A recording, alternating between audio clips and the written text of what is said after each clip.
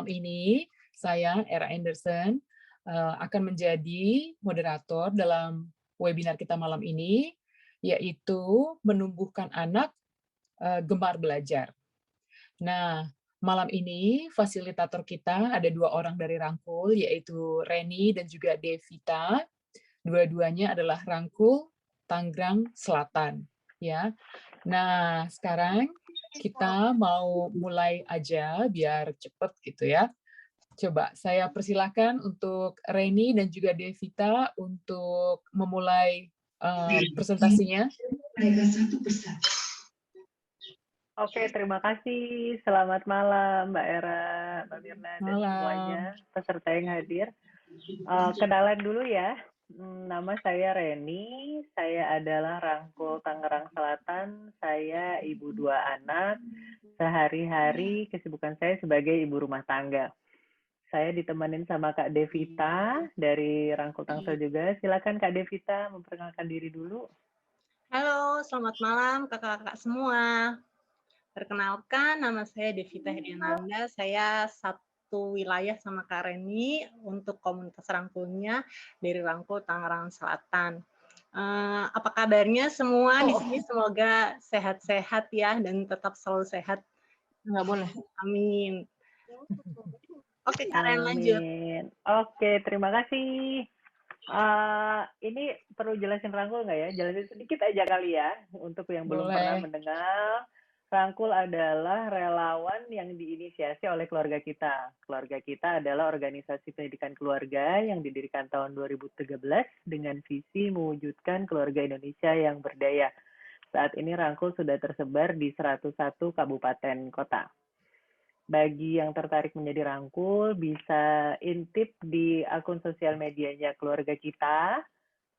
Ada pengumumannya di situ, nanti akan ada update. Walaupun barusan baru buka pembukaan untuk relawan ya.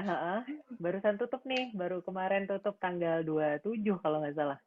Juni gitu. Jadi untuk pembukaan selanjutnya, kalau yang mau daftar silahkan tetap dipantengin akun sosial media keluarga kita.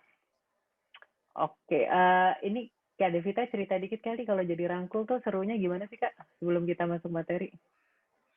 Serunya, Kak, sebelumnya aku mau ngucapin ya, ini kalau mungkin ada kakak-kakak di sini yang udah daftar jadi relawan dan keterima lolos di pelatihannya, aku ucapin selamat. Dan kalau benar, kalau misalkan ada yang tertarik, berarti harus nunggunya tahun depan, ya kan Kak, setahun sekali kan rekrutmennya ya. Semoga lebih cepat harus ya. Bersabar. Iya benar. Semangat untuk ngikutin pelatihan, semoga lolos sampai nanti terakhir menjadi Rangkul. Amin. Kalau aku boleh sharing pengalaman aku jadi Rangkul, menyenangkan Kak, karena kita ketemu sama banyak orang tua dan sebenarnya tidak hanya orang tua sih Kak, karena ternyata di dalam Rangkul itu sebenarnya isinya adalah pendidikan keluarga gitu ya secara materinya, tapi yang jadi Rangkul itu nggak cuma orang tua Kak, bahkan yang masih single itu banyak. Ada sesi Rangkul yang untuk single. Aku kemarin di-invite, diajak, ayo Kak ikut. Loh, tapi kan aku udah nggak single ya, gimana dong? Jadi kan kayak mengulang masa-masa remaja gitu ya, kalau lagi single itu banyak. Bahkan ada juga yang udah punya cucu kayak gitu tuh ikut tuh banyak Kak gitu. Jadi aku sih kalau misalkan tukar pikiran sama kakak-kakak semua itu mereka ngerasa kayak ya karena pengasuhan itu urusan kita bareng-bareng gitu ya, nggak cuma sekedar ketika kita jadi orang tua aja, tapi ketika kita lihat anak tetangga, terus anaknya kakak atau adik, keponakan sendiri gitu, itu kita jadi tahu kita tuh harus ngapain gitu, dan gimana sih kita nyampaikan ke orang tua lain tentang anaknya, kalau misalkan orang tua ini tidak melihat ketika ada kejadian, orang tuanya tidak ada di tempat gitu. Nah, jadi belajar banyak sih Kak, kayak gitu. Terus senangnya juga di sesi-sesi kayak gini nih, jadi banyak belajar dari orang tua lain gitu. Bisa jadi cara-cara yang diterapin di keluarga lain bisa aku terapin juga gitu. Kayak gitu sih Kak, seru deh pokoknya. Jadi belajar bareng gitu ya Kak, belajarnya nggak sendirian. Jadi memang seru sih jadi Rangkul itu, karena ngerasa nggak sendirian dan bisa saling belajar dari orang tua yang lain gitu ya Kak. Oke, kita langsung aja karena lumayan nih kita akan nonton 2 video malam ini di sesi menumbuhkan anak gemar belajar. Sesi ini adalah bagian pertama dari kurikulum belajar efektif yang disusun oleh keluarga kita. Tujuan dari disusunnya kurikulum belajar efektif ini adalah untuk memahami bahwa sebenarnya kecerdasan yang dulu dianggap penting itu berbeda dengan kecerdasan yang dibutuhkan oleh anak di masa depannya. Untuk anak bisa menghadapi tantangan di kehidupan masa depannya, orang tua perlu menumbuhkan 4 kecerdasan ini, yaitu kemampuan untuk berkolaborasi, untuk menjaga keamanan, untuk berpikir kritis, dan untuk bisa kreatif ya, untuk berkreasi, bisa menghasilkan karya. Oke, iya. Ini nanti bisa, ini nanti materinya sebenarnya nanti bisa dilihat di sekolah.mu ya, Kak Devita. Nanti kita ada linknya untuk bisa lihat lagi. Ini kita brief aja sekarang penjelasannya. Aku sebelum masuk ke video pertama tentang kecerdasan masa depan, aku mau tanya sedikit dong, menurut teman-teman yang dimaksud dengan kecerdasan tuh apa sih? Boleh di chat aja. Pengen tahu sedikit sebentar aja. Kayaknya pengertian kecerdasan itu udah mulai bergeser ya, Kak. Betul, betul. Ketika kayak beda banget gitu ketika aku ketika aku jadi anak-anak, orang tua melihat kecerdasan itu aku harusnya bagaimana, terus ketika aku jadi orang tua, ibu beranak 2, laki-laki yang masih kecil-kecil, ngelihat kecerdasan tuh kayak, oke, ini nggak bisa nih kalau aku menerapkan apa yang orang tua aku terapkan di saat sekarang gitu, kayak udah nggak relevan lagi gitu. Bener. Ada Kak Reni Mayaranti, Kak. Kecerdasan itu jawabannya bijak dalam berperilaku dan mengambil keputusan. Oke. Kak Era ikutan. Kak Era langsung Waduh, aja. kemampuan intelijen katanya. Wah. Luar biasa. Oke. Sebenarnya di keluarga kita tuh kami percaya bahwa kecerdasan itu bukan sekedar nilai dan ranking ya, atau pendidikan kemampuan akademik gitu. Kami percaya bahwa kecerdasan adalah bentuknya itu dalam kompetensi yang akhirnya kompetensi itu tercermin dalam perilaku yang positif dan punya pemahaman yang utuh. Mungkin ini masih kayak ngawang-ngawang ya. Aku dulu pertama, ini apa sih sebenarnya gitu. Untuk lebih jelasnya, kita bisa lihat video yang pertama tentang kecerdasan masa depan. Aku akan share videonya ya. Semua orang tua ingin anaknya cerdas. Tidak ada yang tidak sepakat tentang hal ini. Tantangannya adalah bagaimana kita mendefinisikan kecerdasan. Seringkali kita mengatakan anak cerdas dengan definisi yang sangat terbatas. Sekedar cerdas akademis, sekedar cerdas untuk lulus ujian.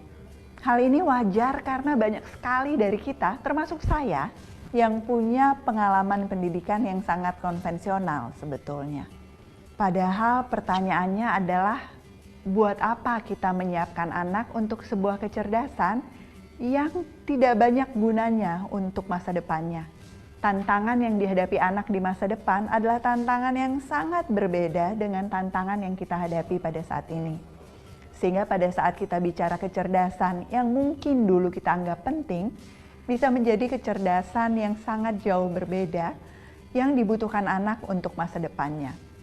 Pertanyaan tentang 20 tahun lagi kira-kira apa yang akan terjadi pada dunianya dan apa yang perlu disiapkan oleh anak bukan pertanyaan yang mudah dijawab karena begitu banyak perubahan yang terjadi di dunia. Membayangkan 20 tahun yang lalu dengan sekarang pun perbedaannya luar biasa. Apalagi 20 tahun atau 30 tahun mendatang saat anak-anak kita sudah dewasa. Kami di keluarga kita percaya sekali bahwa yang namanya kecerdasan masa depan adalah kompetensi. Kompetensi yang bukan cuma muncul pada saat anak tahu sesuatu, tapi harus muncul dalam bentuk perilaku. Perilaku yang didukung oleh sikap yang positif, perilaku yang didukung oleh pemahaman yang utuh. Kecerdasan masa depan yang kami percaya adalah kemampuan untuk kritis, kemampuan untuk menjaga keamanan, kemampuan untuk berkolaborasi, dan kemampuan untuk berkreasi. Kemampuan untuk kritis adalah kemampuan yang luar biasa pentingnya di masa sekarang, di saat informasi tersedia di berbagai tempat, tanpa dicari pun sudah datang, dan kita seringkali bukannya kekurangan informasi, tapi justru kelebihan informasi, dan harus punya kemampuan untuk memilah dan membedakan mana informasi yang valid, mana informasi yang bermanfaat, dan mana informasi yang benar. 3 pertanyaan itu, kemudian pertanyaan tentang dari mana saya memperoleh informasi ini adalah pertanyaan yang mesti mampu dijawab oleh anak. Kemampuannya menjawab pertanyaan itu, kemampuannya untuk menjadi kritis akan ditentukan apakah kita sebetulnya mendorong perilaku yang positif dengan misalnya membiasakan anak untuk mencoba mencari tahu tentang sebuah informasi, dan kemudian tidak menjadi contoh jelek yang justru menyebarkan informasi-informasi yang sesat atau palsu.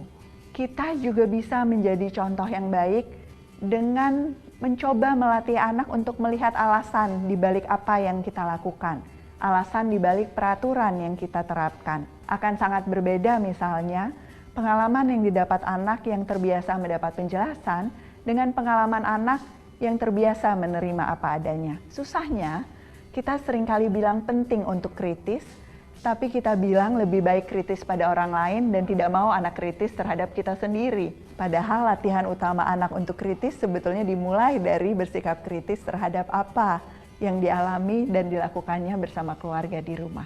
Pada saat kita berbicara tentang keamanan, kami di keluarga kita sangat yakin bahwa keamanan juga esensial. Keamanan bukan sekedar kemampuan untuk menghormati apa yang menjadi hak orang lain, tapi juga kemampuan untuk menghargai privasi, kemampuan untuk bersikap etis di dalam lingkungan sosial sekecil apapun sampai lingkungan sosial yang begitu luas dan tak terbatas di dunia digital.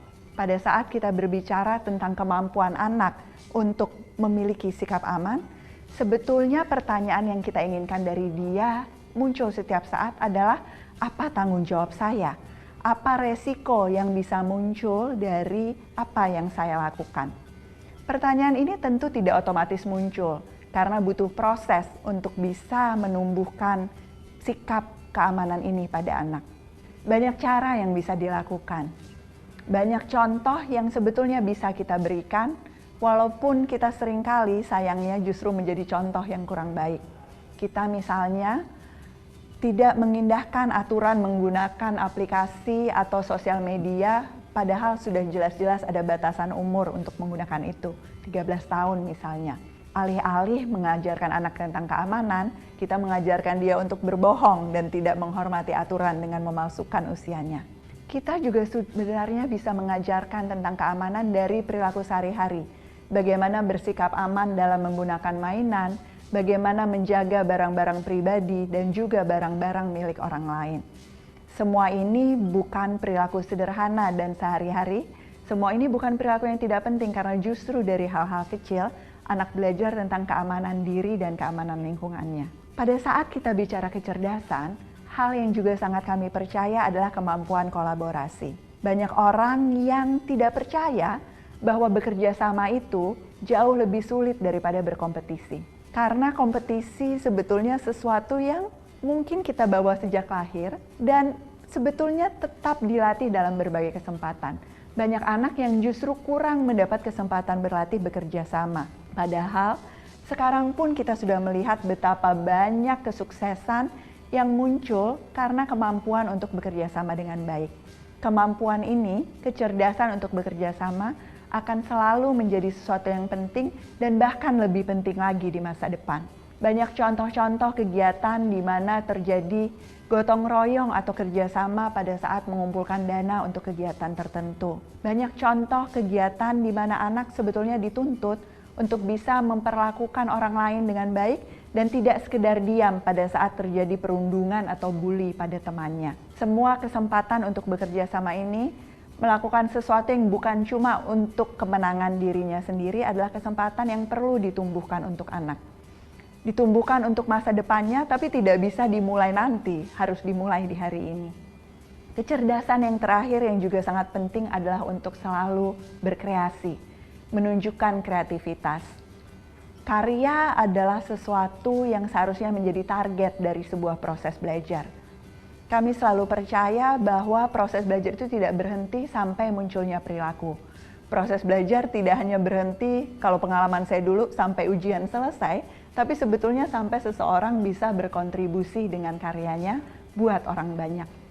Pertanyaan utama yang selalu perlu ditanyakan pada anak adalah, untuk apa saya belajar? Apa yang bisa saya gunakan dengan kemampuan ini?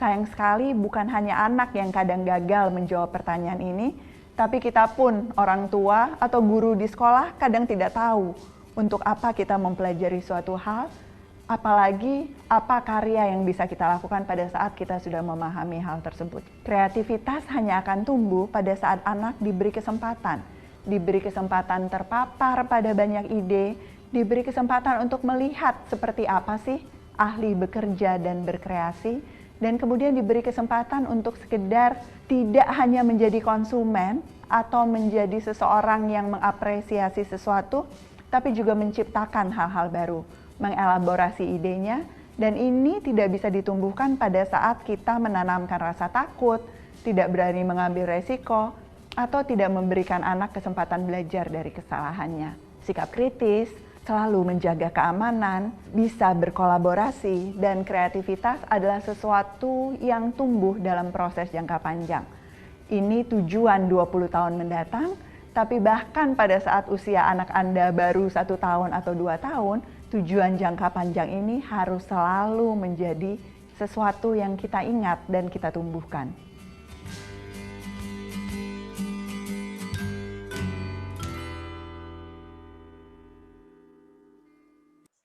Oke, jadi itu tadi kecerdasan masa depan, yaitu kemampuan untuk berpikir kritis, berkolaborasi, kreatif, dan menjaga keamanan ya.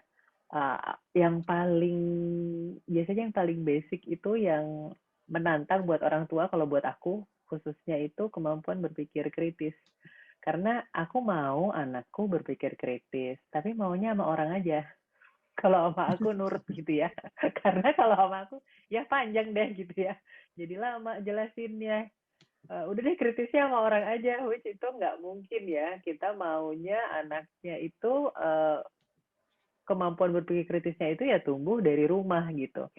Sesimpel dari kayak aku kasih alasan setiap aku misalnya mau melarang gitu ya.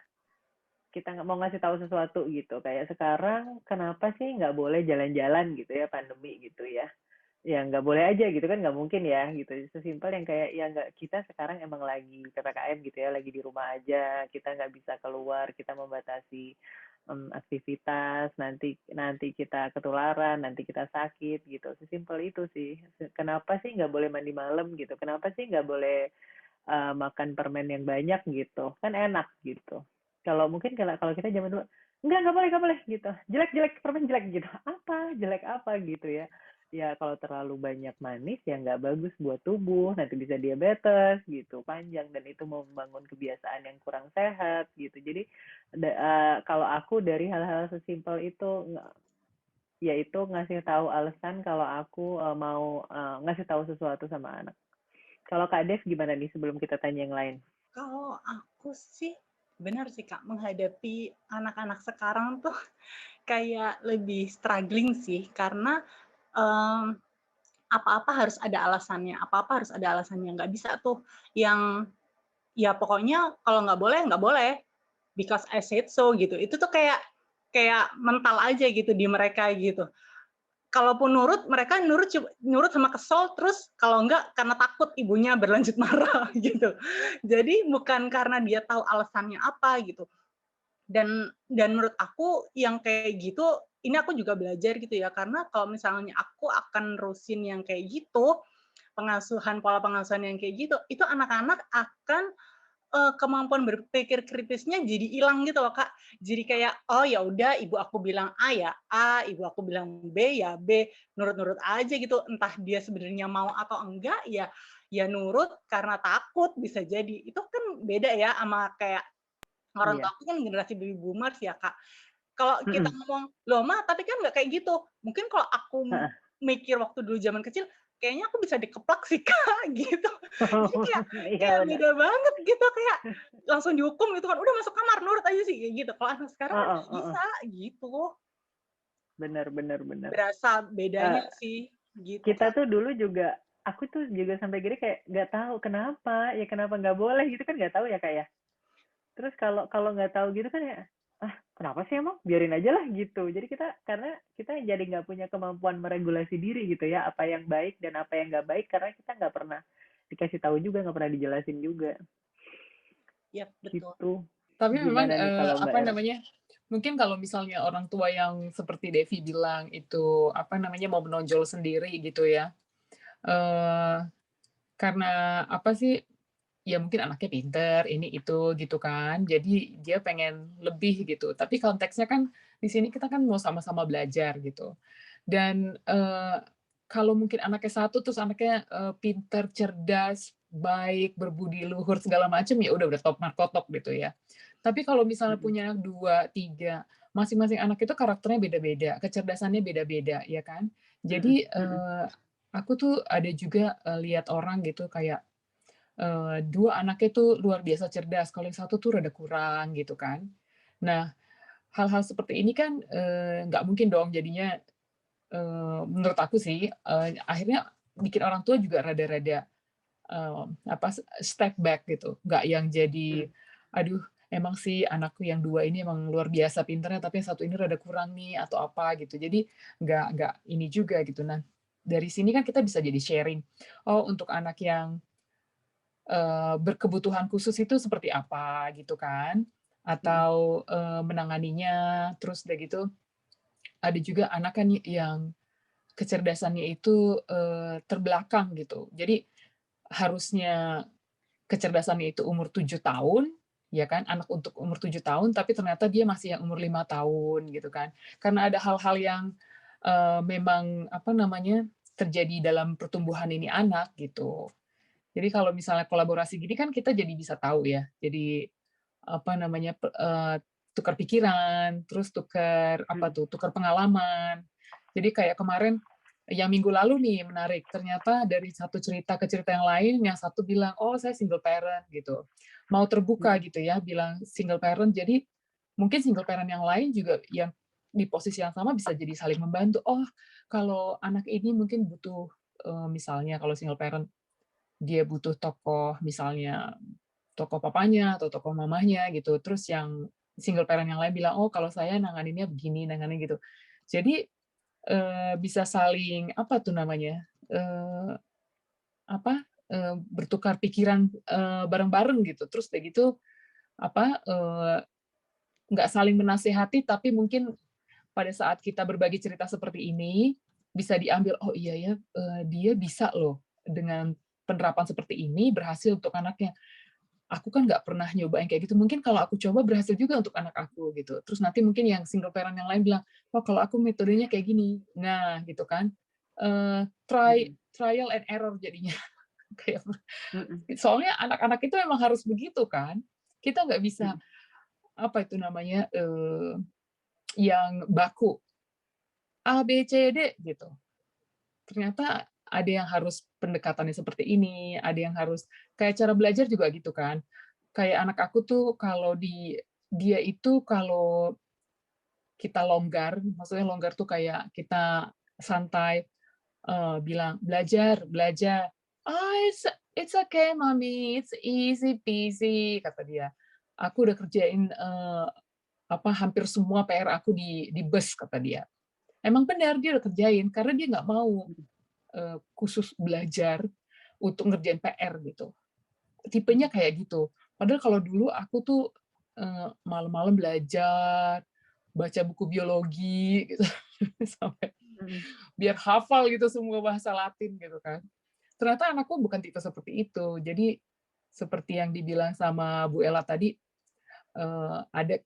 ada sebagian orang tua gitu yang mempunyai pendidikan, ya kan, konvensional gitu. Jadi pengen anak-anaknya seperti itu juga ternyata beda-beda gitu. Cuman kalau aku kebayangnya kalau dalam situasi gitu mungkin aku akan lebih banyak mengajak tukar pikiran anak yang iya aja itu gitu, kayak aku akan lebih banyak nanya gitu, menstimulasi kayak untuk hal-hal kecil aja.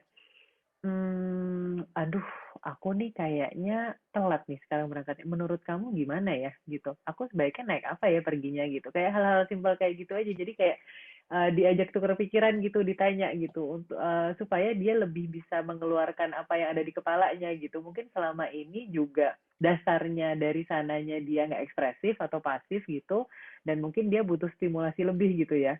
Ditanya dari hal-hal sederhana sehari-hari aja gitu. Ya, mulai dari mungkin kalau masih kecil mau menu apa gitu, kayak ngebebasin pakai baju apa, walaupun nanti dia tampak ajaib dengan misalnya rok tutu dan sepatu boots gitu ya, sepatu hujan gitu. Itu kayak dari hal-hal kecil seperti itu, kayak dia ditanya pendapatnya dan setiap dia jawab pun kita itu susah sih, kayak anak kecil kan kadang kalau ditanya tuh pengen ketawa gitu ya, jawabannya ajaib banget, cuman masang mukanya, oh gitu menurut kamu gitu ya, padahal kayak aduh mampus nih gue pengen ketawa gitu ya, cuman memang kayak dia kalau kita reaksinya gitu dia merasa dihargai juga bahwa pendapatnya didengar gitu ya, dia bisa bersuara gitu. Jadi dengan harapan semoga dia tuh bisa lebih kritis juga ya, bisa lebih kalau ada info gitu atau kalau dikasih sesuatu dia bisa mempertanyakan juga, dan itu salah satunya yang kalau setiap memberitahu atau melarang dikasih tahu alasannya juga. Jadi anak saya tadi baru nanya gitu, Ibu kenapa setiap hari aku harus jalan di treadmill gitu. Jadi iya ya, kok kemarin dia nurut-nurut aja ya, baru hari ini nanya gitu, tadi baru sore nanya. Ya karena kamu sekarang udah nggak keluar, nggak ada aktivitas fisiknya gitu. Jadi apa dong gitu, yang paling mungkin di rumah ya treadmill gitu. Oh iya gitu. Jadi emang kalau anakku karena terbiasa dikasih tahu alasannya, jadi kalau enggak cepet banget nanyanya, kenapa gitu, nanya kenapanya sih cepet banget. Sama kayak anakku Gitu, ber-2 tahun ya, Ren, kalau nanya, why mami? Why?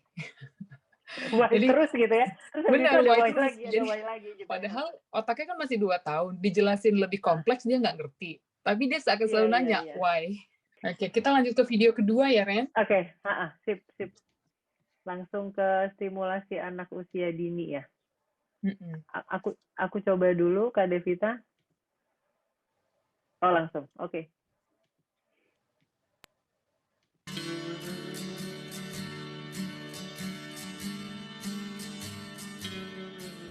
Banyak dari kita yang sudah mendengar atau bahkan sudah percaya bahwa usia dini adalah usia yang luar biasa pentingnya. Tetapi pengetahuan tentang hal ini tidak otomatis membuat kita bisa menjadi pengasuh atau orang tua yang memang betul-betul bisa mendukung perkembangan anak di usia dini. Padahal usia ini sebetulnya sangat esensial. Kalau kita bicara tahap-tahap perkembangan anak di masa-masa setelah prasekolah, kita akan melihat banyak sekali hal yang sebetulnya mungkin sudah terlambat kalau kita memulainya di usia 5 tahun ke atas. Padahal pupuk ataupun apa yang kita tumbuhkan di usia 5 tahun ke bawah adalah sesuatu yang efeknya jauh lebih besar daripada sekedar 5 tahun pertama.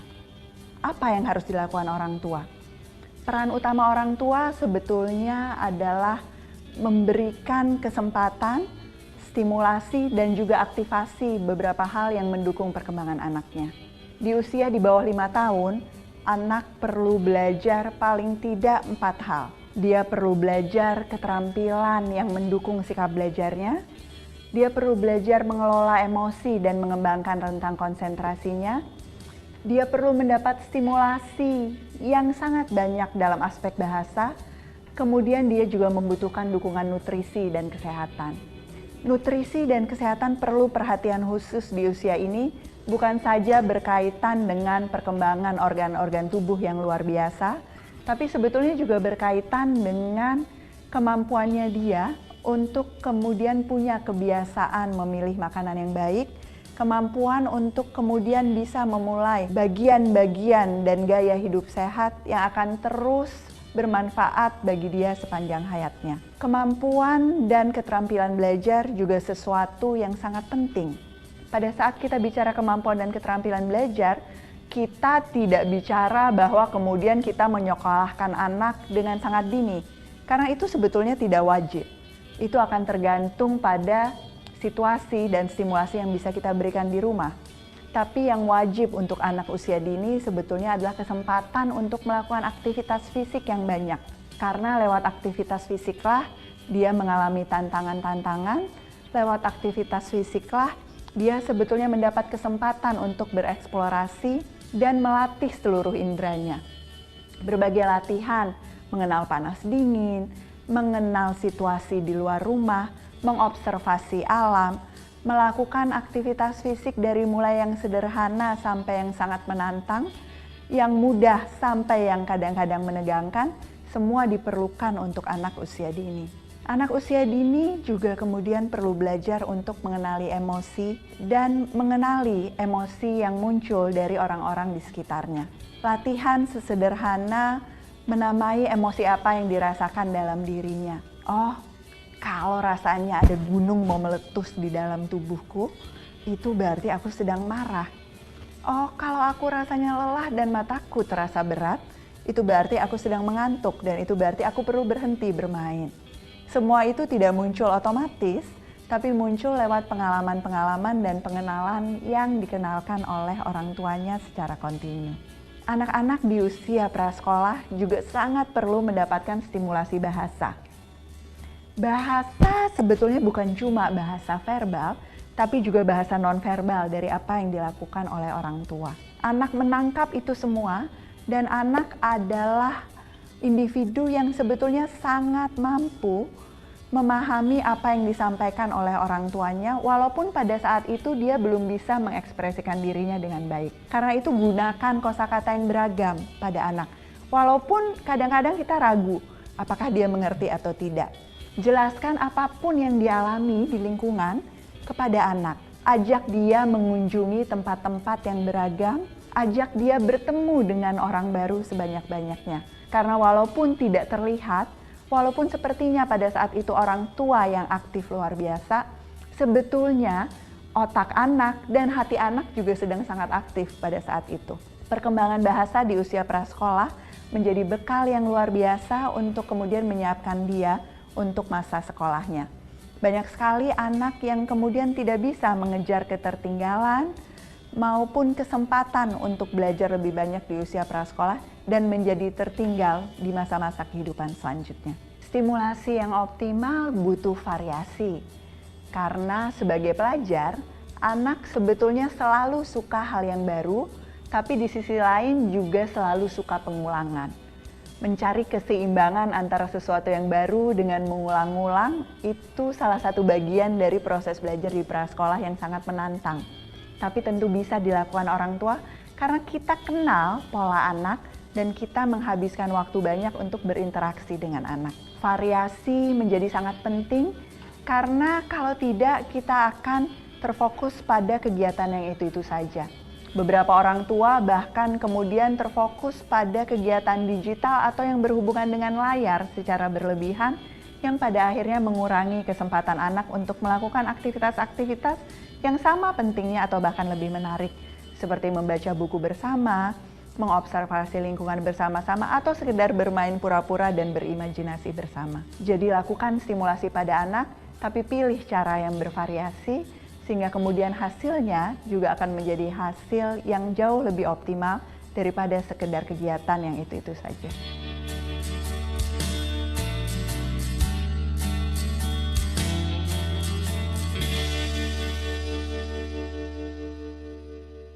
Ini muncul lagi nih ya, keterampilan mengelola emosi itu salah satu yang harus ditumbuhkan di anak usia dini gitu ya, distimulasi. Ini nyambung kayaknya tadi ya sama Mbak Widya, bahwa anak juga bisa belajar menamai emosi ya. Kalau ada yang rasanya mau meledak itu Ngeganjel. sebenarnya aku marah gitu. Itu tuh Jadi anak, oh iya ya gitu, ini tuh aku kesal, ini tuh aku marah gitu, terus kelanjutannya bisa bilang enggak gitu mungkin ya. Kalau aku dan ini kalau ada perasaan nggak enak nih sebenarnya aku nggak setuju gitu, dan it's okay to be nggak setuju gitu misalnya ya. Gitu. Mungkin Kak Devita ada pengalaman soal ini stimulasi anak usia dini, karena aku merasa agak ini nih, agak kurang stimulasi anak usia dini. Padahal 5 tahun pertama tuh penting banget ya. Kalau sesudahnya bukannya nggak bisa, cuman kayaknya akan lebih effort gitu ya. Karena untuk 5 tahun pertama tuh beneran kayak golden age ya, dan efeknya untuk jangka panjang banget gitu, ke depan banget. Iya benar Kak. Jadi kalau ngomong stimulasi anak tuh ini seru-seru menantang gitu ya. Apalagi kondisi kita kan sekarang di rumah terus ya Kak gitu, dengan kondisi awalnya tuh ya kayak kita generasi kita ini kan waktu jadi orang tua, anak aku kan usia 6 tahun gitu ya. Jadi pada waktu dulu-dulunya anak masih kecil itu kita udah yang oh jadi ngajarin anak tuh gini, di sekolah diajarin gini, maka di rumah aku bisa menstimulasi hal yang lain itu begini. Lalu sekarang bermunculanlah COVID ini ya. Jadi kan kita harus memutar otak ini gimana stimulasi full harus dari rumah gitu.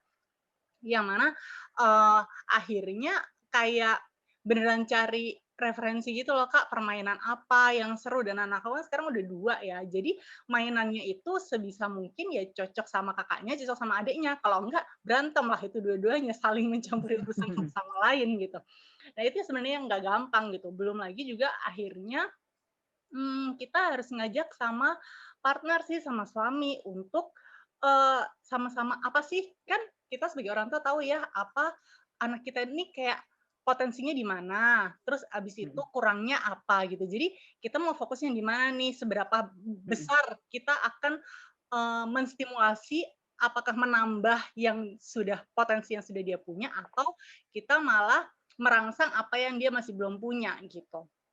Nah akhirnya ya kayak beneran, oh kalau sama ayah bagiannya mainannya yang begini gitu, kalau sama ibu yang begini. Jadi semakin kelihatan gitu Kak. Terus ya itu tadi bener tadi kalau masing-masing anak itu karakteristiknya beda-beda gitu ya, dan gaya belajar ini aku sih yang seneng banget sih kalau aku ngomongin masalah belajar sama anak-anak itu adalah gaya belajar, bahwa masing-masing anak itu beda. Kan ada 3 tuh ya gaya belajar, kinestetik, audio, visual gitu, dan masing-masing anak sebenarnya punya itu, cuman mana yang dominan gitu kan Kak. Akhirnya karena aku tahu anak aku kinestetik, jadi kalau belajar, sebelum belajar dia bisa duduk fokus, aku ajak dia mainan fisik gitu Kak. Jadi kalau misalkan pagi bangun tidur, terus udah menjelang siang tuh kita karena rumah aku tuh kan klaster nggak ada pagar gitu. Jadi kita intip-intip tuh, ada orang nggak di luar ya, oh kalau kosong berarti tuh kita main di luar.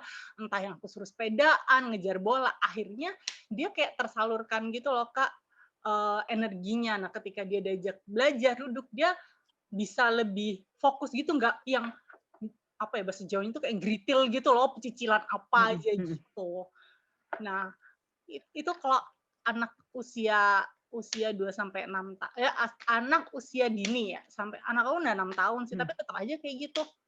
Dan kan apa-apa di rumah sekarang ya sama orang tuanya ya, jadi ya kayak beneran mikir, kalau aku aja kayak gini lagi mainannya, pasti dia bosan.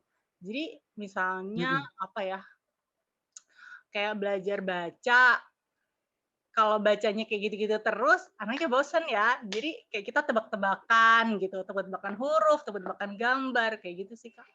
Itu kalau Jadi dibuat fun gitu ya, jadi nggak kayak iya, belajar gitu ya. iya dan Soalnya kebetulan gimana Kak? kan aku cukup banyak waktu luang gitu Kak. Jadi kerjaan aku bisa aku kerjain ketika mereka tidur, walaupun akhirnya ya kita harus bener ngatur waktu yang benar-benar gitu. Cuman ya mau nggak mau ya, karena kondisinya kan begini, kita nggak bisa ada interaksi dengan sekolah kan Kak gitu. Kalaupun ada dengan sekolah juga tetap sama orang tuanya. Di rumah eksperimen juga ya sama orang tuanya juga di rumah gitu. Iya. Masa-masa menantang ya, Dev. Iya, di usia PAUD gini ketiban semua tuh orang tuanya. Wah, ajaib sih. Tapi aku percayanya gini sih, Kak. Apa namanya, kayak gini kan nggak mungkin terulang ya gitu. Anak-anak ini kan tumbuh akan terus tumbuh gitu. Nah, yang aku ya ini sih harapan aku ya. Mereka tuh akan terpatri di kepala mereka bahwa aku dulu belajar kayak gini menyenangkan tuh sama ayah ibuku loh, kayak gitu. Bukan suatu hal yang karena aku harus melakukan ini karena sebuah kewajiban untuk memenuhi nilai gitu misalnya ya. Tapi ini karena memang ini adalah aktivitas kegiatan yang memang seru-seruan aja di rumah. Aku udah pernah loh kegiatan kayak gini gitu sih, Kak. Aduh, Makasih, ini Kak Reni dan Devita, kita waktunya udah mau habis loh. Udah 8:30 Sayang ya. banget ya, Nggak padahal terasa nih. ini lagi seru-serunya. Maksud aku banyak hal-hal yang bisa didengar, digali dari mama-mama kece malam ini. Banyak cerita gitu, karena kan nggak cuma punya anak satu, ada yang punya anak dua, ada yang punya tiga. Kayak Reni tadi, anak tiga, akhirnya dia bisa mengaplikasikan hal-hal seperti ini nih di anak ketiga gitu, yang malah pengen anaknya yang 1, 2 itu jadi diulang lagi gitu kan. Jadi mungkin ibu-ibu yang lain di mana yang nggak mungkin yang nggak ikutan malam ini juga pada saat nanti menonton ataupun mendengarkan podcast kita bisa mendapatkan ilmu gitu ya. Jadi bisa diterapkan gitu. Nah, karena waktunya kita udah mepet banget. Oke. Jadi Eureka Women Lovers, begitu juga Rangkul, malam ini seru banget ya. Ada banyak yang cerita tentang menumbuhkan anak gemar belajar, dan ternyata banyak hal-hal yang kita belum tahu, dan kita malam ini punya rencana aksi di mana minggu depan, semoga dalam seminggu ini kita bisa menerapkan rencana aksi kita yang kita pikirkan malam ini. Jadi minggu depan pada saat join lagi, nanti aku tagih-tagih rencana aksinya semuanya udah diimplementasikan. Terutama yang mau main bareng anak, atau spend more time sama anak, atau ngedampingin anak belajar, ngedampingin anak main, semuanya gitu ya. Oke. Tadi udah disampaikan juga kalau minggu depan kita ada webinar kita terakhir antara Eureka Women dengan Rangkul. Judulnya Kemampuan Anak Memecahkan Masalah.